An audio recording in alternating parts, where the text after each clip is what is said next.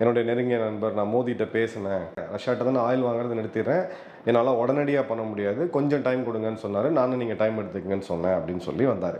So public ஹியூமிலியேஷனை ஒரு டூலாக வச்சு அந்தந்த நாடுகளில் அவங்களுக்கு ஒரு டொமஸ்டிக் ப்ரெஷரை கிரியேட் பண்ணுறது. இப்போது இந்த நேரத்தில் ட்ரம்ப் இதை மீண்டும் சொல்கிறதுக்கு என்ன காரணம்?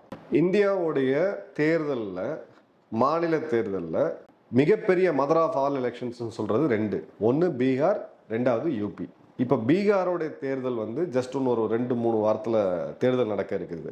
இந்த நேரத்தில் நீங்கள் இந்த ஒரு பாலை நீங்கள் ஸ்பின் பண்ணீங்க அப்படின்னா டொமஸ்டிக்காக மோடி அவர்களுக்கு ஒரு மிகப்பெரிய ப்ரெஷர் வரும். இப்போது அடுத்தது, ஏன்னா மோடி அவர்களை பொறுத்த வரைக்கும் இந்திய மக்கள் அவங்களுடைய ஸ்ட்ராட்டஜியும் சரி, இந்திய மக்கள் பார்க்குறது ஒரு ஸ்ட்ராங்கான லீடர். இந்த கடந்த ஒரு 11 வருஷமாக பார்த்தீங்கன்னா அந்த ஸ்ட்ராங் லீடர், உறுதியான ஒரு தலைவர் அப்படின்ற ஒரு கிளியர் கட்டான ஒரு பெர்செப்ஷன், அண்டர்ஸ்டாண்டிங் இருக்குது. இப்போ அந்த இடத்துல பஞ்ச் பண்ணிவிட்டு நான் உங்கள்கிட்ட பேசினேன் அப்படின்னா நீங்கள் ஏன் வலிக்க வருவீங்க? இதுதான் இந்த இடத்துல இவங்க பயன்படுத்தியிருக்கக்கூடியது.